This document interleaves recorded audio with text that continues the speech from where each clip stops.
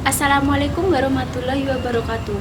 Perkenalkan, nama saya Iza Azhara Ayu Septiana dari program studi PPSIB Angkatan 2022 ingin membacakan cerpen berjudul Rara Cilik pengarang Husna Asyafa untuk memenuhi tugas keterampilan membaca.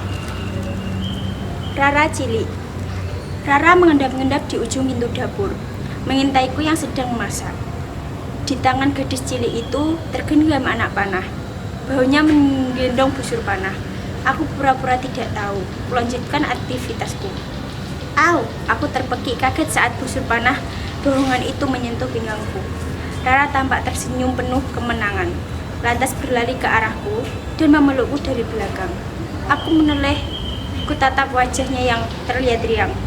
Yes, Rara berhasil, serunya setelah melepas pelukannya. Wah, Rara pintar, belajar dari mana? Tanyaku sambil mengelus rambut panjangnya.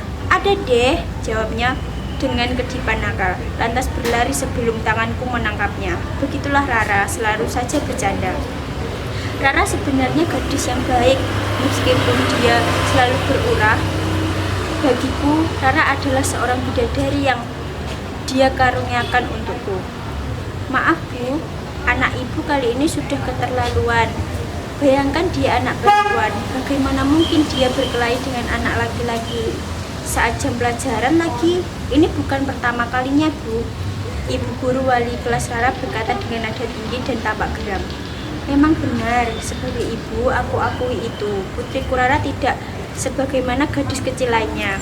Dia selalu tanya banyak hal. Rasa ingin tahunya begitu besar.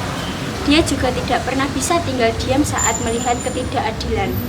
Maafkan putri saya Bu, akan tetapi apakah ibu tidak tahu motif anak saya berbuat demikian? Tanyaku. Sebenarnya aku tidak bermaksud membela Rara, tapi entahlah nada bu guru itu semakin meninggi dan hasilnya Rara diskor 1 minggu.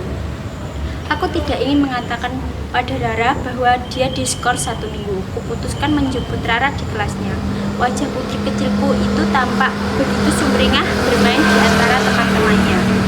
Aku tidak tega melihat dia sedih karena jika dia tahu kejadian ini. Mama, kenapa Mama kesini? Rara mendekat ke arahku. Kuusap pipi tembemnya itu. Rara tersenyum manis. Aku harus mencari alasan yang tepat agar Rara tidak murung dan sedih. Rara tidak boleh kehilangan keceriaannya. Putri kecilku harus tetap tumbuh dengan baik. Dia hanya butuh diluruskan, bukan dipatahkan dengan hukuman seperti ini. Mama jemput Rara sayang. Papa ngajak kita hunting foto di luar kota. Gadis kecilku tampak mau memotong, mulutnya sudah terbuka. Rara tidak perlu khawatir, Mama sudah bicara dengan wali kelas Rara. Ayo pulang sayang. Akhirnya Rara menurut tanpa banyak bertanya. Suamiku memang seorang fotografer. Setiap kali liburan, dia selalu mengajakku juga Rara untuk hunting foto di luar kota. Hal yang paling disenangi putri kami adalah ketika dia hunting kebudayaan dan tempat-tempat bersejarah. Rara sangat menyukai cerita-cerita kerajaan, juga cerita yang berbau kepahlawanan. Nampaknya ia sangat terobsesi dengan hal tersebut. Mama, maaf ya, tadi di sekolah Rara bertengkar lagi. Seperti biasa, Rara selalu meminta maaf dan menunjukkan wajah menyesal setelah bertengkar. Seperti biasa, aku sudah menduga duduk permasalahannya. Rara bertengkar karena tidak terima saat teman laki-lakinya menjahili semua teman ceweknya. Habis dudit nakal Ma, rambut Rara dan teman-teman ditarik saat kami masih belajar, ungkapnya. Kok elus rambut panjangnya.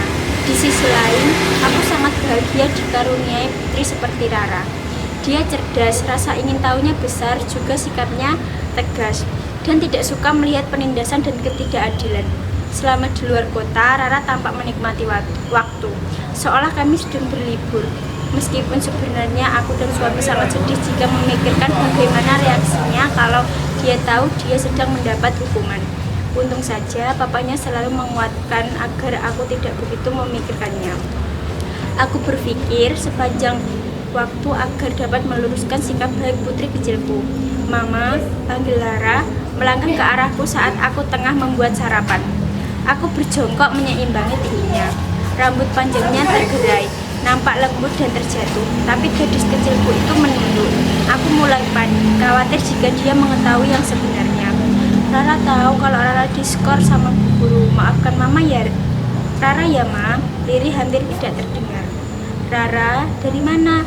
Kamu tahu sayang, mungkin aku bodoh. Zaman modern seperti ini tentu saja Rara bisa mencari info sendiri melalui teknologi. Rara tentu saja akan penasaran bagaimana mungkin sekolah bermurah hati membeli libur begitu panjang padanya secara khusus. Aku melupakannya. Dia gadis yang memiliki pengetahuan begitu besar. Tentu saja dia bertanya pada temannya melalui handphone. Rara ingin seperti pendekar, Ma. Bisa membasmi kejahatan dan bisa mengalahkan mereka yang berbuat jahat. Rara tidak salah kan, Ma? Tanya gadis kecil itu dengan polos. Tidak, Rara. Tapi, Rara beneran mau jadi pendekar?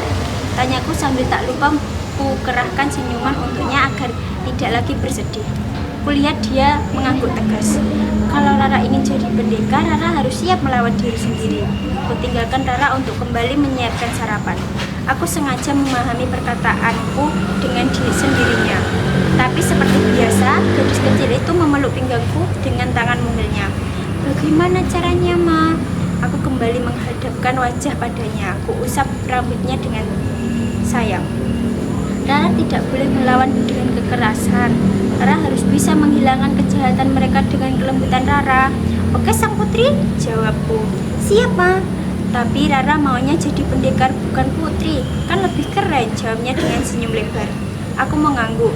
Aku yakin putri kecilku memang bukan gadis yang nakal sebagaimana yang wali kelasnya pikirkan.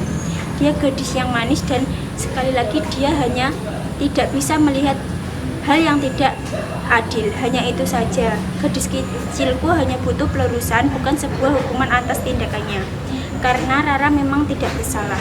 Dia bagai seorang pendekar kecil yang di sisi lainnya ia juga seorang putri dengan hati yang lembut. Rara janji tidak begitu lagi, Ma. Rara akan mengikuti kata Mama. Oh iya, kata guru juga. Katanya penuh semangat. Sekian pembacaan cerpen dari saya. Apabila ada salahnya saya mohon maaf. Wassalamualaikum warahmatullahi wabarakatuh.